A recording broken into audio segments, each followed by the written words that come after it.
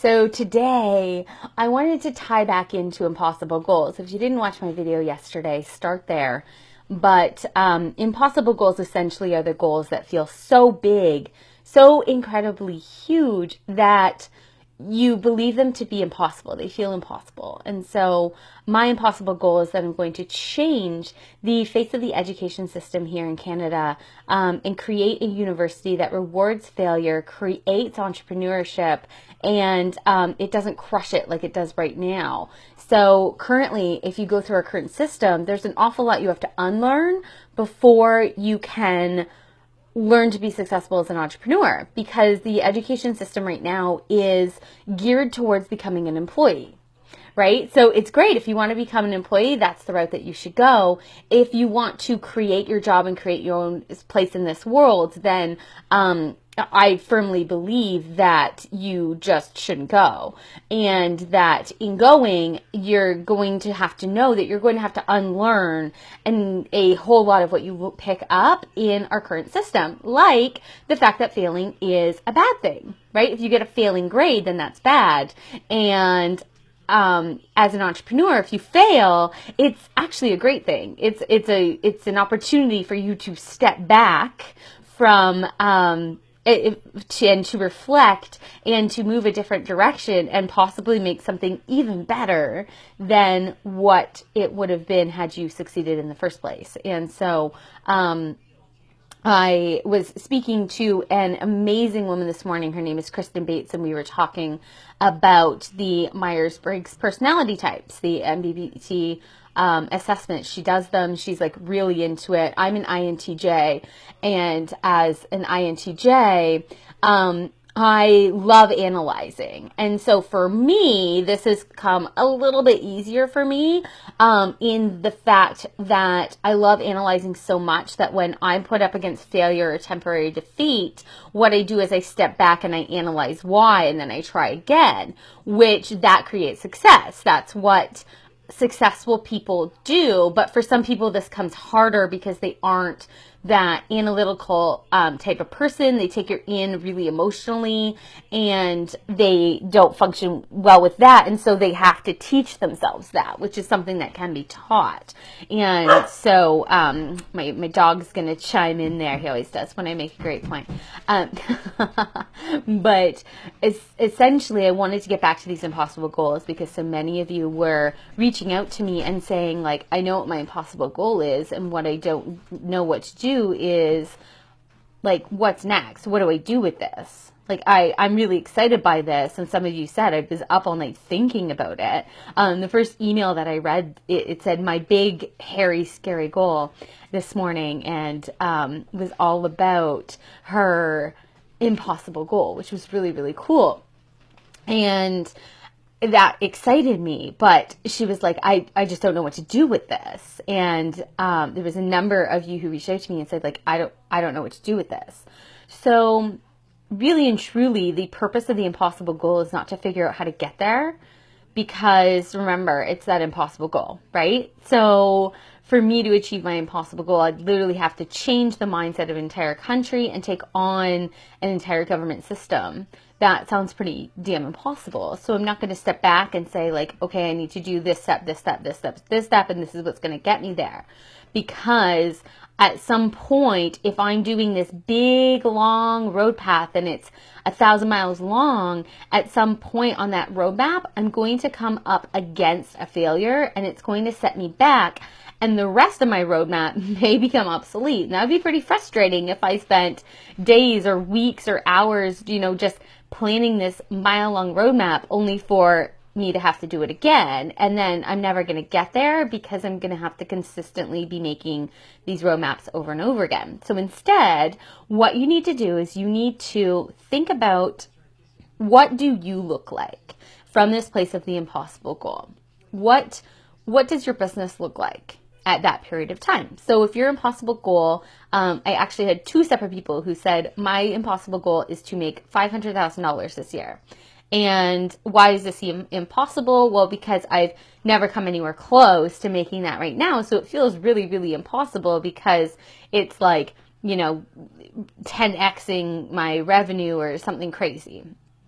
So there is that little possibility there because I've seen people 10x the revenue. I believe that I don't remember who exactly it was. I think it was Hillary Rushford recently had said that she 10x her business last year, but it might not have been her. Don't hold me to that. And so anyways, let's go with that. Let's say $500,000 this year in income is your impossible goal. And you're currently making like $50,000, $60,000, $70,000 a year, whatever it is. It could be like 10, like it could be 200. I don't know. But when you are making $500,000 a year, what is different for you in your business? What have you created in your business that looks like $500,000? How many clients do you have? How many programs do you have? Do you have any programs? Do you have any passive income sources? Do you not have any passive income sources and instead you have a team? Do you have both? What does it look like? And then you start by creating these things in your life on a smaller scale. Okay, so if I'm a $500,000 earner, I have a team of VAs who take care of everything that I need to do in my business, but that is not within my zone of genius, right? So my zone of genius is coaching. All I do is coaching, and all I do is messaging, and all I do is videos like this and things like that. And everything else is outsourced. So what am I going to start doing? I'm going to start outsourcing. I'm not going to outsource at this massive scale. I'm not going to be spending $3,000, $4,000, $5,000 a month because I don't have that much work right now because I haven't created this massive business, right? But I'm going to start outsourcing. I'm going to hire somebody at, $10, $15 an hour, and they're going to work for a couple $100 a week, and they're going to take tasks off my plate so that I can spend more time working in my zone of genius, right? I'm going to be networking with a higher a higher circle of influencers. So if I'm making $500,000 a year, the people that I'm surrounding myself with and the people that I have the guts to go out and say like, hey, I want to create a joint ventureship with you. And so I'm going to ask you to be my partner because you're also a $500,000 earner. That would be a place that I would come from. So right now I'm going to go out and I'm going to seek $500,000 earners, and I'm going to say, hey, I want to create this joint venture partnership with you, and here's the reason why, and here's what I have to give. Knowing that you're probably going to have to give them a lot more at this point and at this stage in your business than at any other stage. Normally, let's say an affiliate program might be a 50-50. You might need to do a 50-50 plus give them a year of advertising, or you might need to do a 60-40, giving them 60% because they're bringing in a little bit more, whatever it is, whatever that value looks like to you. How do you stand out?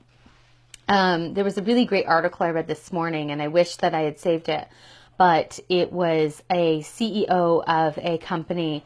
She was saying that she encourages her employees to cold email different influencers in their industries. So the cool thing about that is that's how she started, and that's what she did. She knew that she wanted to start a business very soon out of college. And what she did was she emailed a venture capitalist and said, hey, if I want to create this huge corporation business, 2 years out of school with only 2 years of work experience, is it better for me to take a job at Google, or is it better for me to take a job with a venture capital firm? I have this choice to make, but I don't know which choice is better. And he had said, take the job with Google. And so she did. And then she was able to create this giant company. And so she really believes in the fact that, she says, I'm somebody with 2 years experience. I tell my employees, I only have 2 years experience. I may not have the answers. And so I encourage you to cold email people who likely do have the answers, the influencers in what it is that you do within my company. So you, as somebody who wants to be a $500,000 earner, you can you can actually cold email people and say like, hey, I really look up to you. I'm really obsessed with your business. I love your messaging. I love your voice. You can't even imagine how much you've influenced me. I've been really struggling with this decision, and it would mean so, so much to me if you would weigh in on this. And, now, you're not going to ask them to pick their brain or to tell you exactly how they did it or anything like that, because if you try to do it their way, you're going to fail, okay? Because it's their way. It's not your way, and that's not necessarily going to work for you. So stop trying to figure out how to do it, okay? Just start doing it. Just start taking massive action. Your massive action is, instead of surrounding yourself and like asking advice from people in other Facebook groups and who are all at the exact same level that you're at, you're going to start asking for advice from somebody who is already doing what it is you want to do, right? It's pretty simple. So this is what I mean when I say create your impossible goal and start coming from the place of it, is to start taking these massive actions and to start acting as in you're already in that space, and to be fully okay with, if this person says no, if they're like, who are you? You have a list of 10 people, like, no. You have to be okay with accepting that, but not letting it stop you. So then if that person says no, that's cool. There might be another person out there who maybe wasn't the top of your list, or maybe isn't even on your radar right now, but who is more than willing to help you and to sit down with you and to do all these things. And you need to go out and find them and just keep going and just keep going and just keep going and being persistent. Okay. So, that's what I mean. Now, the other piece, if you were a $500,000 earner, I can guarantee you that you're measuring everything in your business. So, and you're not measuring it by your bank account. So I don't know if I mentioned this before, but the bank account is the very last place that money ends up in your business, right? Like, if I were to do a Facebook ad, okay, I'm going to run a Facebook ad. I'm going to run it for $5 a day. And at the end of a week, I've spent $35 and I'm really bummed out because I didn't make any sales. So I'm going to be like, well, Facebook ad just doesn't work for me. It's bullshit. Okay. So, really what you need to do is you need to split test your ads. You need to start testing audiences. And so then I'd throw $5 and I would test, does this image work or does this image work? And then I would say, okay, so image A works better than image B. So now I'm going to test image C, like which one works better, until I get to a conversion rate that I'm happy with. And then I'm going to start testing some audiences. And I'm going to say, well, targeting this audience works better than targeting this audience for me. So that's what I'm going to do. Or am I trying to sell something through a Facebook ad? Maybe that's not what works for me. Maybe I'm going to send them to a freebie and take it from there.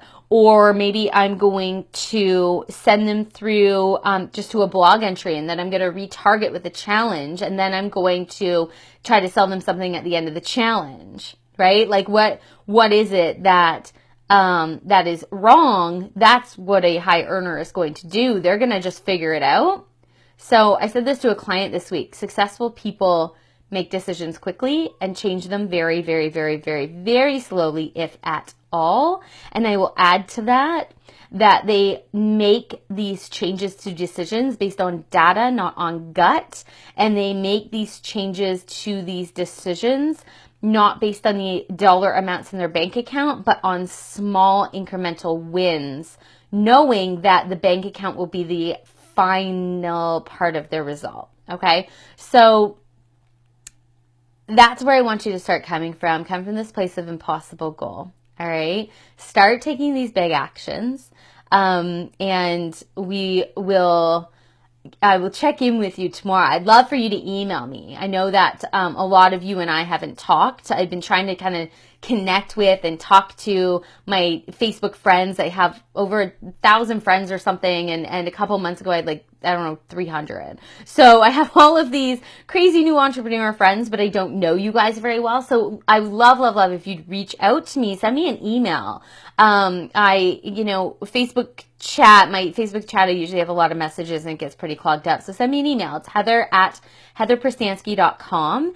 And I'd love to chat with you more. I'd love to be, just knowing what your impossible goal is, what some of the actions are that you're going to be taking, and to know that my words are reaching you. And either that you're inspired or you're frustrated or you're, whatever it is that you're feeling over watching these videos, I want to know. I want to know, that really is my lifeblood in making these videos, is that it's making an impact on you. So I will talk to you soon and have a fantastic weekend. Bye.